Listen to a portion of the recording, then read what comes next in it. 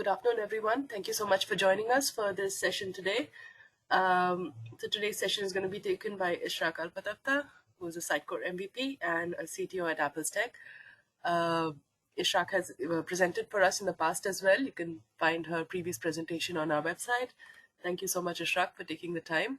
And today's session is going to be on the future of personalization in the SaaS market and a Sitecore CDP deep dive. So thanks, Ishraq, again for taking the time. Please take it away. Thank you, Anya. Thank you, guys, again for having me. It's always a pleasure to connect with you and to share some of the things that we've been working on, or at least some of the recent hot topics that everyone in the Sitecore community is talking about. Gonna skip all of this, and yeah, I mean, as all of you have already have been in the middle of all of the new things that Sitecore has introduced since last year, right? With all the new SaaS products that they came up with, they rebranded, they made it available for everyone. And besides, or moving a little bit away from, the buzzwords, like everyone is now going SaaS and going headless and try to, keep up with all of the new technologies out there, stay relevant against competition, right? Personalization, again, which if we put that within the context of what Sitecore core capabilities are, we always present to our clients and customers that Sitecore is more than just a content management system, right? We're talking about the marketing suite as being one of the main reasons actually many of the clients are buying Sitecore for.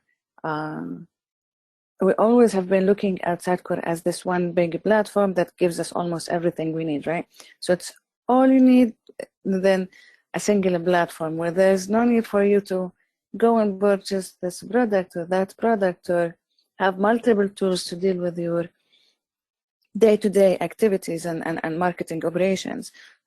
Now, over the past couple of years, like one of the new buzzwords that came up that started to come on the play is the word DXP, right? So it's digital experience platform. So if you look at Sitecore and the evaluation of the CMSs, like we've always known that as either a web content management system or a content management system or an experience platform. And now it's a digital experience platform. So it's the same thing, right? So, however, to stay relevant to the market, you need to be able to evaluate what you currently have in that sense and see to which extent you're able to stay relevant. So, in today's session, my focus will be a little bit centralized around the customer data.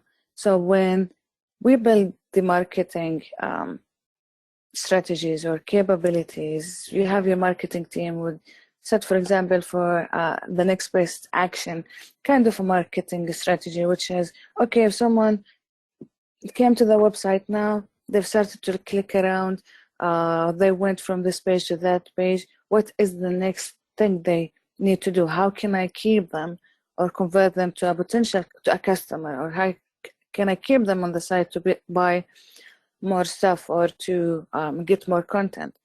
Now, all of that is built on the data. So it has data, it has personalization. So I'm just going to focus for the sake of the session on this part, which is the content or the data. And hopefully in the future can switch a little bit to personalization. And one of the main reasons why I'm going through that is, again, if we have a look into the new Sitecore ecosystem, and I'm pretty sure that all of you are familiar with this, and this is something that I've kept like showing since last year because it's actually marks our entire understanding of where Sitecore today and where it's heading. And based on that, we can evaluate for our current customers are we still relevant if we stay on the XP? right? So this is what we know, what Sitecore as we know it today. We have the experience platform, we have the commerce tool, we have XTB for personalization, and obviously as things has moved towards kind of adaptation for a headless model, we have the front end and the experience edge communicating with us through GSS or through GraphQL and separate layers. So this is what we understand Sitecore today. Now, when they moved into SaaS, that meant we're able to compose Sitecore out of multiple systems that only relevant to what the client needs today. For example, I've been working with a client. They're in the pharmaceutical, right? So we're selling a product, but our main target, and we're on Sitecore XP, but our entire market is just thinking about B2B. We do not care about like B2C consumers. You won't be like interacting with an individual who's going there to buy a cleaning serum for one of the machines that used to do 1, 2, 3, 4. We're targeting B2B. So looking into XP, like the licensing cost that we have, the operational cost to maintain the environment, we went into Sitecore 10, and all of you guys know, I'm not gonna say like the bare, like they used to be from 8 to 10, so that jump in terms of infrastructure cost as well, and all of that, and we're only using Sitecore as, I'm just going to say it like as a repo for content, and that's about it. All the identity management is done through integration. All the forms capturing and CRM done through Marketo, and then push to Salesforce. And I can't even think of any scenario where personalization has been of any value added, but we're paying for its license. Now, if you look into the new SaaS model that Sitecore came up with, you will start to see like, okay, as a core competency, well, if I need a pure CMS for nothing, just like for content, then I can have a content management system that's stripped out of anything else that I don't need. And the future, if we ever thought about, okay, maybe it's time to start collecting data for our visitors so we can have a better understanding. Maybe we're just limiting ourselves to these known channels or people who comes to us to do the purchase. Maybe we can put into the mix the CDB to collect these customer data and have a better understanding of the data structure, these different channels, who are the people who are coming to my website or visitors or guests. And this is something additional that we need to start to change and adapt our terminology and lingo. And then I still find it hard to switch from a visitor into guest, but this is something we all eventually gonna need to learn the new terminology that are used within the new Sitecore products. Then you have personalized, okay, now I have enough data. Does personalization something that is relevant for me today? Is it something that I can use and actually do personalization? I will add that. And you understand the rest, like the different components of that. Now, again, why it's always important to keep this in your head, because we're dealing more and more nowadays with clients are becoming more tech savvy, and they have a better understanding of the Sitecore's ecosystem and even the challenges that they've seen in the past or things that I've heard from others. So I've been dealing recently with a client who's just like, yeah, okay, we're doing an upgrade to Sitecore 10 and we're gonna move into headless. So you have the end clients actually coming back to you and say, yeah, everyone, it seems the future is headless. So where we are at with it now, we're on Sitecore 9. Does it make any sense for me to move to that? Is just as the right solution for me? And a good understanding of this ecosystem and how we can leverage that and the status of Sitecore. Because I know like a couple of weeks back, Sitecore announced that they have the XM cloud ready, but that's like for just a select number of clients and partners to work with. So by staying relevant, by staying up to date and understand, like yeah, there's a, in the roadmap, this is how it's looking like. There's a potential that in the future we'll have an entire headless CMS from Sitecore. But is it the right thing to do now? Is it mature enough to jump in? And this kind of different conversation. And I've found that this becoming more and more challenging, because when you move into a SaaS model, we're no longer going to the Sitecore site, download Sitecore and set up ourselves and just play with it. We're talking about sandboxes now. You're talking about subscription to these services and having other ways of dealing with these products. And sometimes your interaction with these products will only be if you actually have a client who has that subscription.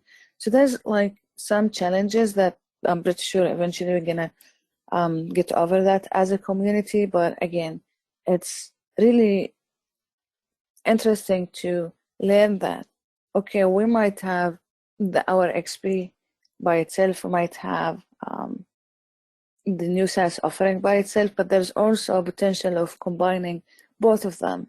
So these, like we've done with Content Hub, right? So you have Content Hub available. Somehow you had that connection with Sitecore. Now, granted, a couple of years has been put until we had that connectors and just like seamless integration, but that's going to be the case for CDB, for personalized. You can still have these as a standalone products, just like something you work with, and then eventually have that integration with XP through Experience Edge, or any new backbone that Sitecore will be built for the integration between these multiple modules. Now, why all of this introduction? It's just like, I think it is important for us to start to make these distinction on a design level, on an architecture level, and obviously on a pricing and solution level, because when we go back and we make a decision on behalf of our clients, it has to be an informed decision, and it's based, again, all of that within the customer needs, because it could take us like ages to try to push personalization or marketing for a client who's actually does not need that, and it does not go well because that's just presenting Sitecore in a way that's not useful for them.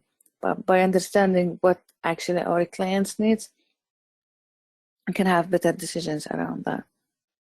All right, so let's talk about what is CDB. So Gartner defines CDB as a marketing system that unifies companies' customer data in a way like unifying.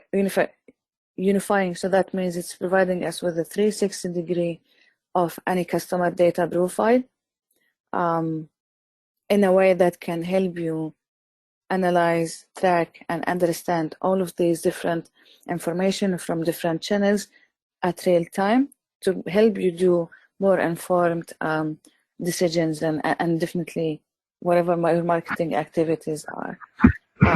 It is projected that the global CDB market all in all will be growing up to more than 25% in the next 5 to 6 years. So that means the market share for just systems like this, that's just like solely focused on collecting customer data and make it available to organizations and to brands, is actually growing, and something that's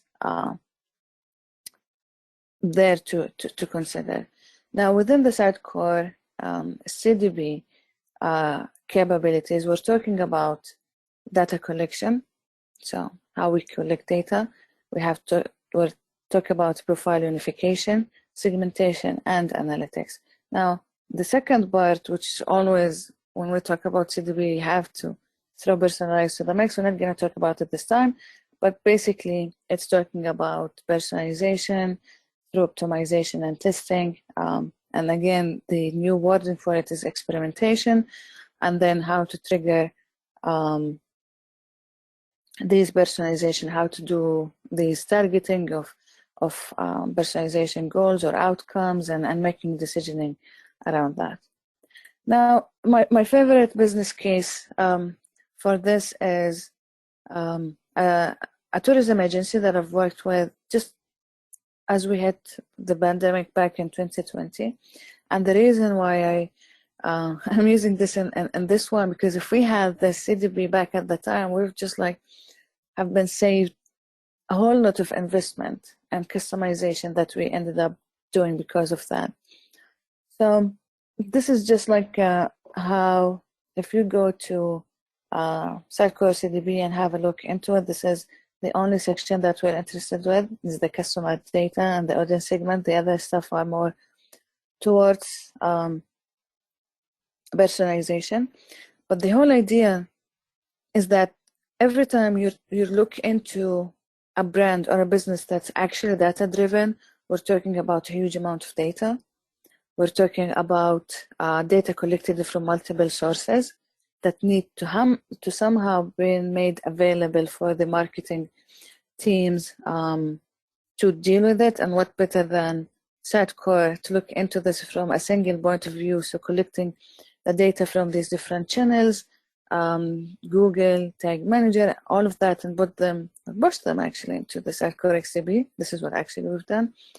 And then to make sure that the experience that we're providing is a continuous one. And this is really important because when they moved into Sitecore, the number one condition is like we've been working with our customers for so long, and they're used to a certain level of personalization. And when we go and do our rebranding and move everything back to Sitecore, we're still expecting that the same person who have signed up for a newsletter 6 months ago, they're still, as we move into Sitecore, they're getting that is taken care of. If we have already identified some of our visitors are coming during the summer, they have certain type of trips, they have been searching for a specific events to attend or location to go to, that we're still maintaining that kind of information and move that back to Sitecore. And because it's a tourism agency, it meant that they have been working with multiple other tourism agencies or agencies that collect this data and make it available for them. So that information needed to be pushed somewhere and then back to Sitecore in order for us to consume it and work with it. Now, again, when you put this within the concept of a customer data platform, your expectation would be you're able to collect any kind of data, whether this visitor to your website, or we call it now guests to your website, are known or unknown. I'm able to track that at real time, whether that's a behavioral interaction with websites, so I'm just navigating and clicking around, or a transactional interaction, so I'm actually doing a shopping, adding things to the cart, this kind of stuff. All of that is streamed back to a system, and that's the expectation from something called CDB. Now, some of the main challenges we faced within that site, and actually it's doable. When you think about it, there is always a way you can get that. But the first issue that we faced, that every single channel that we had to interact with, we needed to do some sort of customization. So the data that has been collected from other systems has been pushed into Google Cloud, into big data, so a big query. So we had to somehow get that information using the Google Tag Manager identifier. We had to get that somehow mapped to the XDB profile ID, store that in XDB, store that into the experience profile, customize the experience profile to do that, and the whole lot just happening all the time. So every time our marketing strategy was, okay, if someone is visiting the website, okay, granted that Sitecore is doing this collection on your behalf, and we're trying to identify that. If they're new to our website, there's a huge potential that we know them from a different channel. So we want to prioritize that information that we've collected about them before we kick in the Sitecore personalization stuff. So we had to customize the XDB tracker to always give you back information if we, at a certain point, we do like syncs of data with these third-party tools, and then if I've managed to identify that visitor, I would trigger a personalization or an outcome or a goal based on that information and just disable the Sitecore stuff. But at the same time, I'm telling Sitecore that based on the information I've got from that visitor, I've managed to understand that they are coming and interested in visiting Dublin, for example. They're attending this event. So that information is triggered based on a third-party data, but it has to be fed back into Sitecore. So the next time they come back to the visit, I'm already having that transactional information, because maybe after a week they've triggered something new, but my personalization kind of data that I'm showing them is historical. So I'm showing them the most relevant, but still I'm maintaining the history. And in these third-party tools, they're just like maintain the last pieces that's up to date. And when we wanted to do that at scale, we wanted to be smart and automate the process, and we wanted to leverage maybe the like Sitecore AI and stuff like that. It had to be done on a scale where it's actually big data at the time, which is, I think, we've been in a situation similar to this one. If everything is new, everything was not available, and we had to do lots of customization. So just to recap, some of the business cases that you might end up dealing with, you have to understand that we need to have like almost a near real-time activation of decisioning. We need to maintain a 360-degree profile of any of our guests and visitors that are relevant to their behaviors and transactions, and to maintain that transaction to better enhance their customer life cycle. Because once we know at which stage in the customer life cycle they are, we can provide them more relevant experiences along the way. So this is just, so we have been working and experimenting with CDP for some time. So this is how the interface looks like, as mentioned.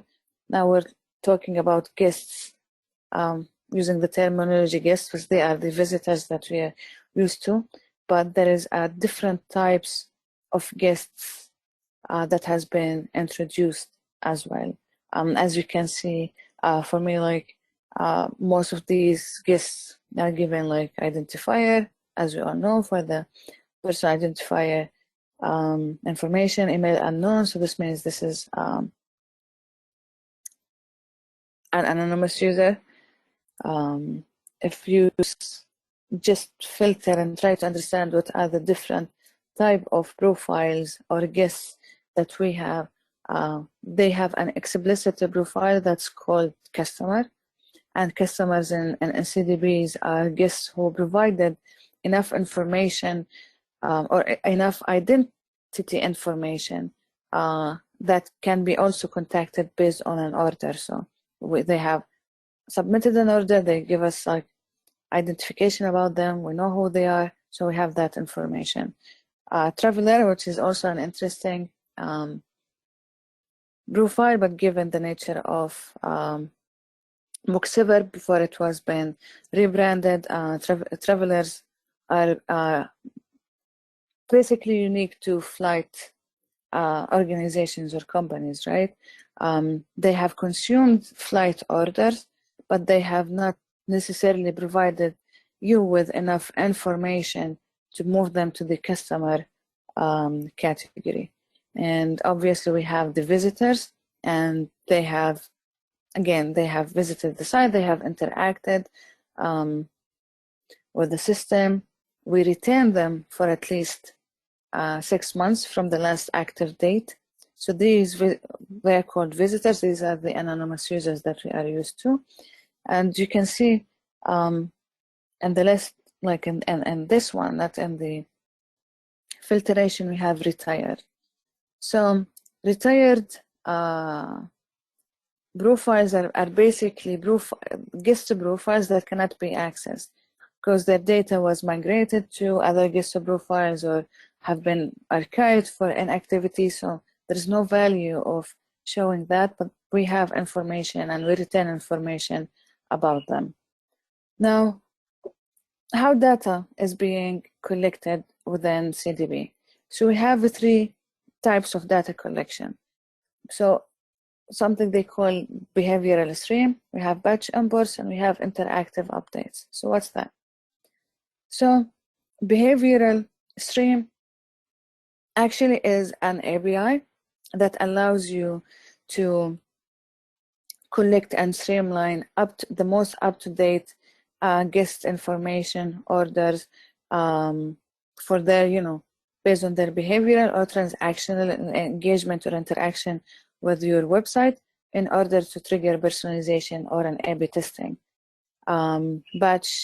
So this is like the normal flow when you visit a website, right? So currently, like even in Sitecore, when someone visits your website and you start to collect real-time information, you trigger the tracking using XConnect to save all of these data. These are some sort of like behavioral data. So it's API-based kind of data collection.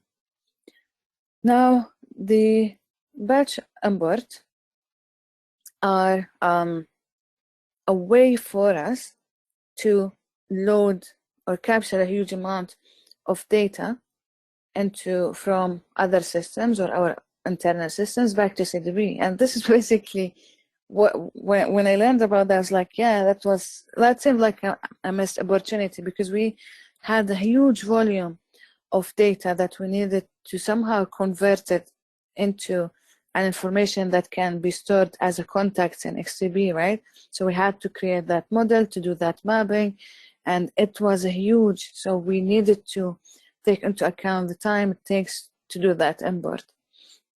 And I think at a certain point we just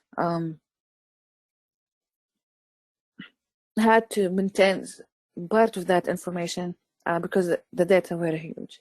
Excuse me. Now with batch imports, again, when we talk about that, we're talking about an out-of-the-box options that allows you and exposed to your APIs to run requests to do and import all of that information. It's not only behavior or transactional. We're talking about tracking events. We're talking about orders and all of different type of data. And interactive updates is how you can use these APIs at runtime to extend the customer data, their orders, their order items, anything to do any of these operations on CDB. So if you think about it, it's a SaaS offering, it's on the cloud, it's an API first kind of an architecture. So almost we're following the Mac architecture for this. All right. So let's have a look into our profile. And we've mentioned like we did collect all of these information through these different ways. Interaction APIs, runtime, every time they interact, they push to CDB. You batch upload all of that information. And now you're having this 360 profile of your visitors, and you can pass, you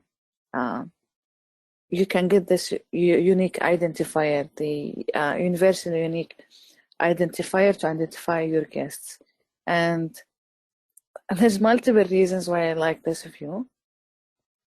And the main one, if you look into the different options that are exposed to you in the experience profile, which actually guest profile in this case. Number one, it's very nice, presentable, and marketer friendly.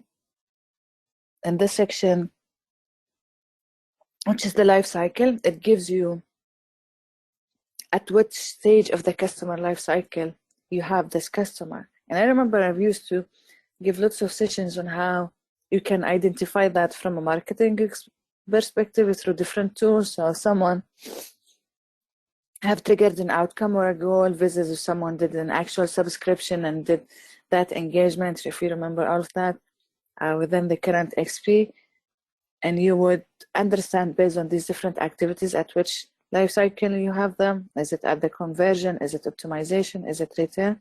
Now this already gives you that they are in the retain life cycle, because we already know who they are. We have converted them into customers. They have done orders, so at least 15 orders from the single customers that have been made with an average spend of 56 euro. And then that information, just like from the get-go, can gives you, okay, at which life cycle. So maybe it's time based on that to trigger an email campaign for a repeat customer saying, I'm going to give you a discount or an offer, or it's your anniversary, I'm going to send you something nice. The different kind of channel activities, this is coming from the web or the mobile, or an email. Even if we talk about mobile web, we're talking about web apps, daily usage, and it gives you and shows you during, so the heat map gives you during the weekday or the entire week at which days they have been active the most. So for this one, if you look at let's say weekends, you would expect like some kind of activity on a Sunday or on Saturday. You see like there has been activity all over the entire week and at different times of the day, and that gives you an understanding around what would be the best time to target them within an email campaign, or to trigger some sort of like a shopping and end cart, discount, because we know that they most probably during the afternoon or evening they will be active. So I can push some sort of something to retain them even more. The recent orders, what has been ordered for them, so that historical data that we've mentioned, all of that information is available for you from the get-go. If you like this is another profile. This is someone who's just new. They have been first seen 1 day ago. They have been interacting today. 100% they came up through the web, and they are in the convert stage. As you can see the difference in the overview, we have no information about them other than what we have now. So this means this is a new guest profile, what we can do to actually convert them into an actual buyers to start making something out of them. Now, just give me, all right. Now the second tab in that profile, so we've seen the overview, is the timeline. And this is also a nice interactive timeline that shows you the history of the different sessions that the guests have been doing, and then what kind of information that we can get out of that.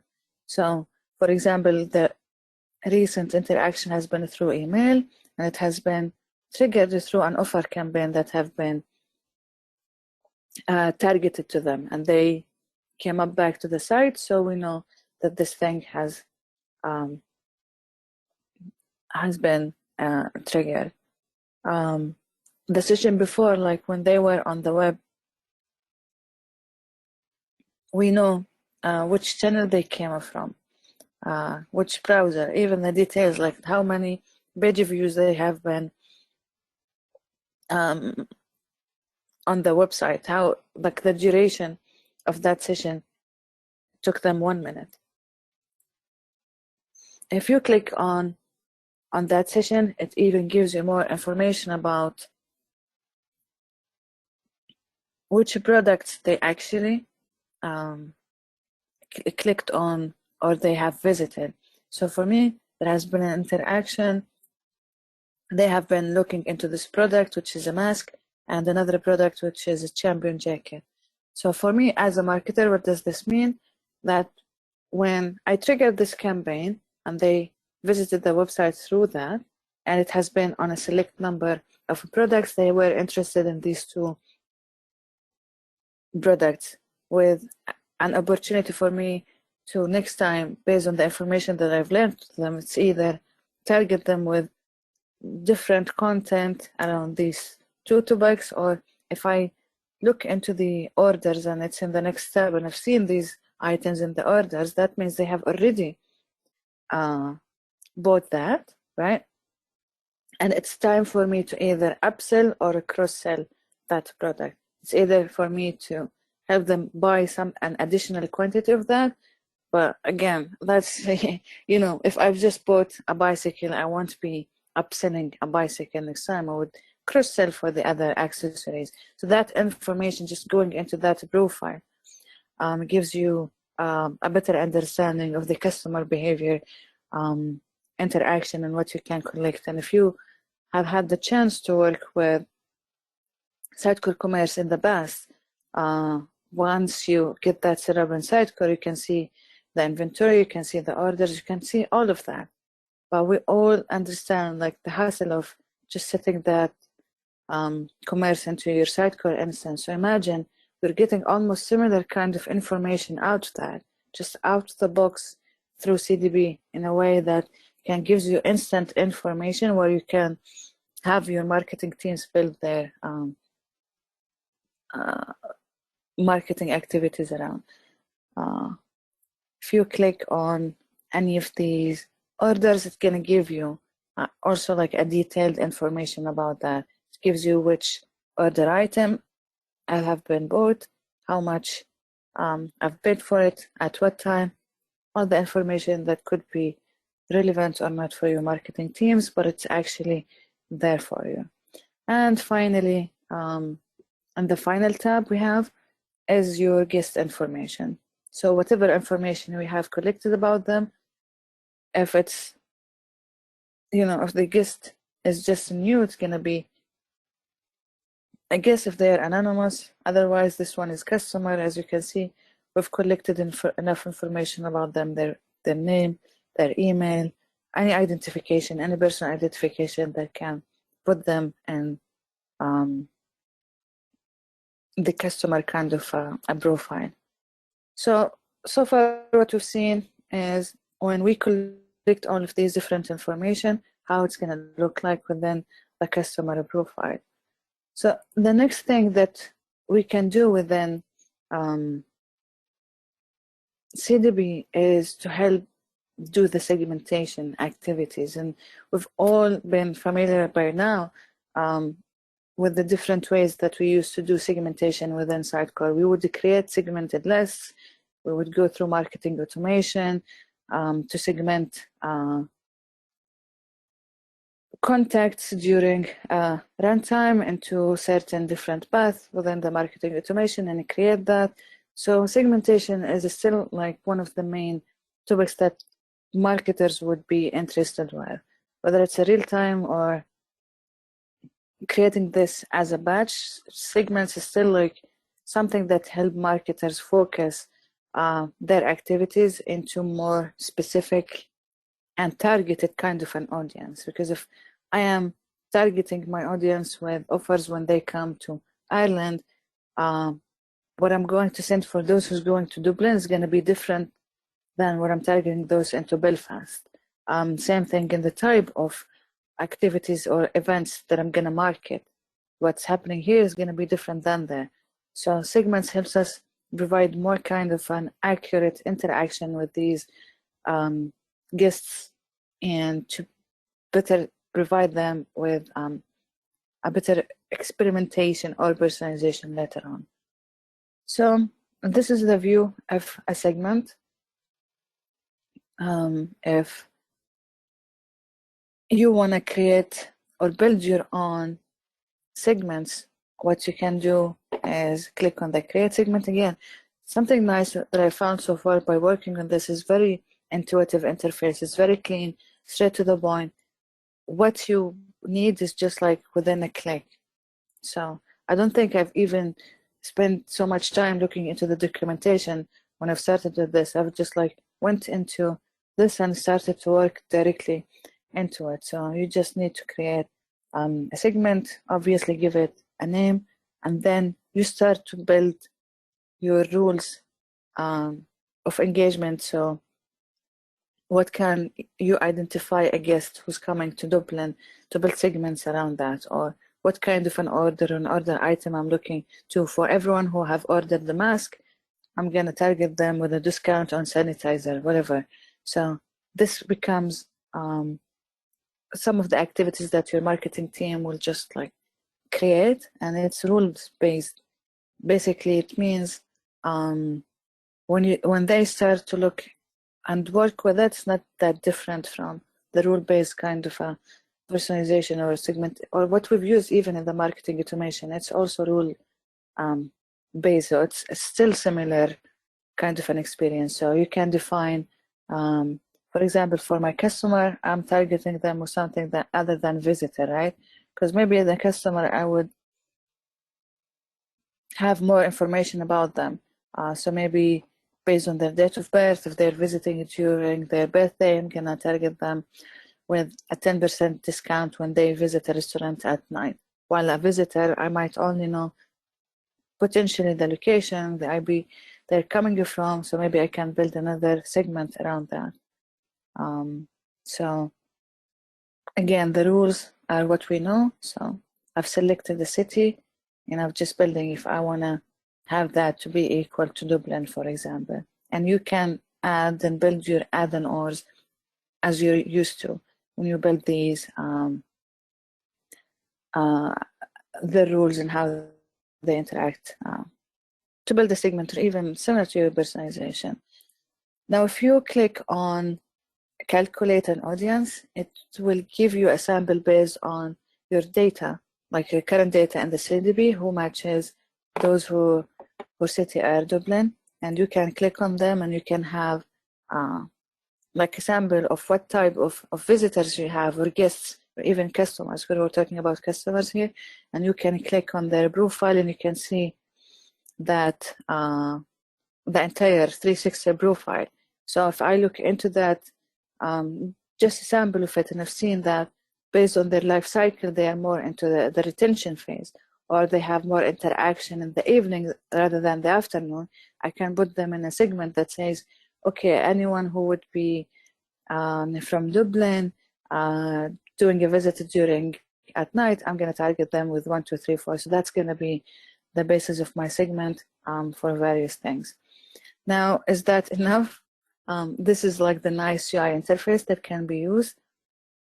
There's also an advanced mode. So the advanced mode, if you click on that and you want to switch to it, it gives you an overview of that within the database.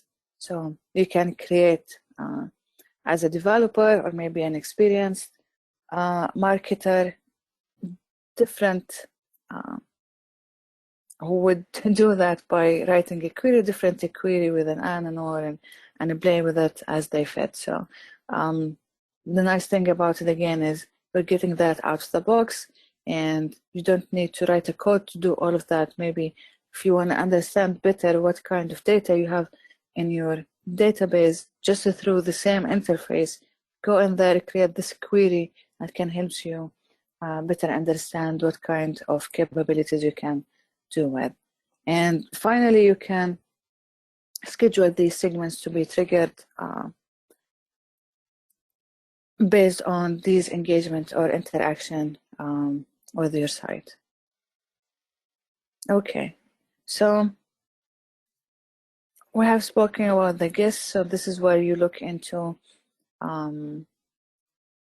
your data that you have collected and captured so far into CDB. You're getting that unified 365 degree of your customer, both from visit information, order information, and any kind of calculated information that you've seen in the overview tab. We've seen the different segments that you can create that can help you to do that. And now we have subscription lists. So subscription lists, it's the same thing as we know that. These are guests who give us a consent, or they have said like, yeah, I am interested in receiving offers or subscribing for anything. It's the same concept when you create these lists in Sitecore. And for us, because when with that client, when we created the subscription, the newsletter subscription, it gives us an additional confidence that, okay, since they've explicitly mentioned that they are interested in receiving offers or information from the website, we were able to even cater them with information because we've put them in a higher lists in terms of those who we work with at the beginning. And again, it's the same thing. You get that interface where you have a list of your list, you create on that, and then you give it a name, description, which channel you are interacting with that, and then can be used and edited at once. All right, so far we talked about how we are capturing all of these information, how we are storing that. Now, the nice feature about that is you can actually export all of these information for others. So it could be different departments, could be different third parties, partners, affiliates, anyone who could use that information. So this feature comes again also out of the box. It needs a little bit more configuration to achieve, but actually imagine all of the information that you've had. All you need to do is just to export that into a CSV file and give it to another agency, or your marketing agency could be, or an affiliate or a partner who would benefit from all of that information to even provide more insights. And based on the segments and all of that, you can even include or exclude some of these guesses from campaigns, or you can include them.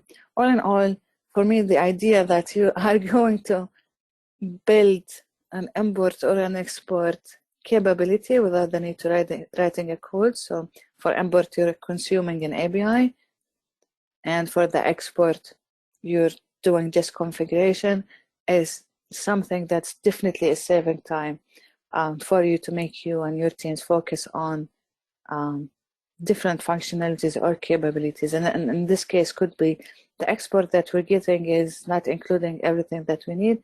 So our customization work would be on these cosmetics, or on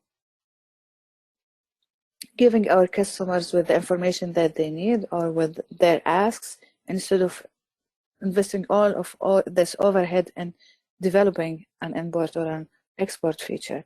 So how does that look like in CDB? In order to create what we call it an audience sync, you need to start by creating what's called a flow template. So this flow template just gives you the basic configuration and settings of when you create this export, how that's going to look like. And you can see that we're now no longer in the customer data, we're in the library. So you have out of the box the option to create these templates for different things. Could be an audience sync, could be a web template, could be a decision, all of these kinds of things. So for me, I'm gonna build one based on file upload service. So this is for now, it's gonna be exported to a CSV. And this is what I think some of the enhancements that we're gonna see in the future would be on these types. Once you create that one, you can either give it obviously a name and description. If there's a subscription required when they consume these sheets. For me, I'm looking into an acquisition channels or something coming from Twitter, for example. Anyone who engaged into my system through social media. And the format of that is going to be a CSV file, so a comma separated. And in this comma separated, you can look into all of the different information that you want to provide. So for example, for GDPR purposes, you don't want to make first name or any personal information available, so just exclude that from your fields list and just do that export.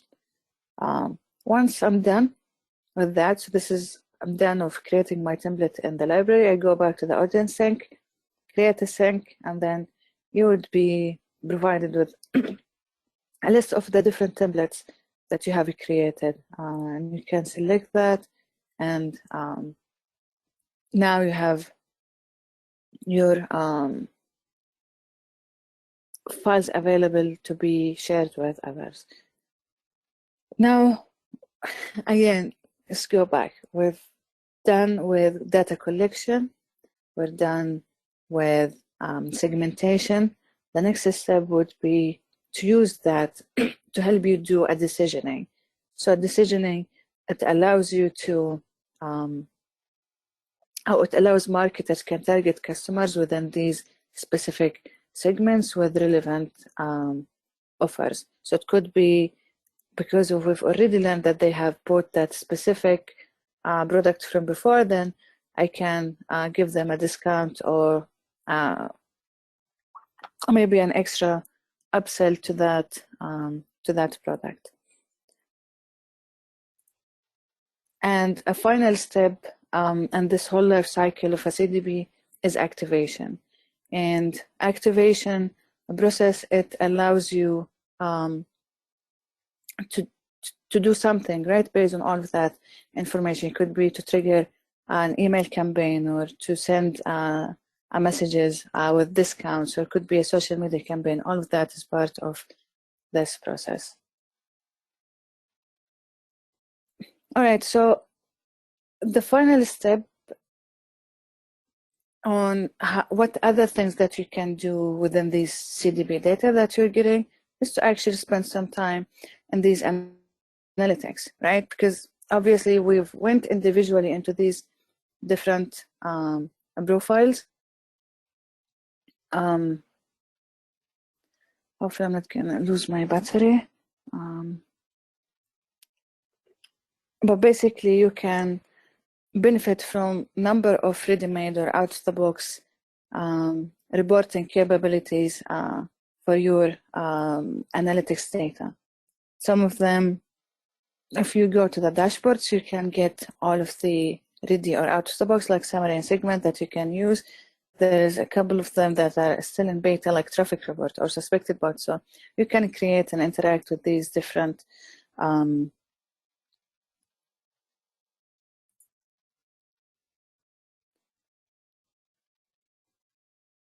kind of a reporting. So for example, this is the segments report. It gives you more information about in the last 90 days or in the last 60 days, what kind of engagement you have, what kind of segments have interacted with your website. So if you can have a look and compare that to what we used to see, it gives marketers with more of like a graphical interface, more UI friendly reports that they can work with. Could be based on the channel that they have been working on, how long they have spent on each and every single channel of these, for how long. A summary report, it gives you also, like, for your entire visits, for example, how many new visitors you have obtained over the past 6 months, or how many actual customers you have created over time, and what type of guests ratio you currently have in your system. And this is another review.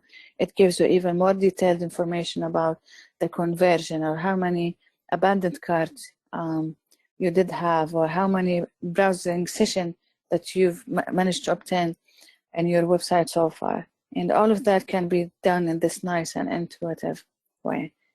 So again, analytics and dashboards are a topic that you can just dive into and help them customize whatever kind of view that they're expecting, but that's one way to look at it. And finally, CDP and GDPR, because this is always a topic that everyone is interested to learn about. And in this case, GDPR is also taken into account out of the box. The right to be forgotten, all of that information that we've seen can be governed and processed in accordance to GDPR. And that's it for me. These are the topics and the things that I wanted to cover as part of this session.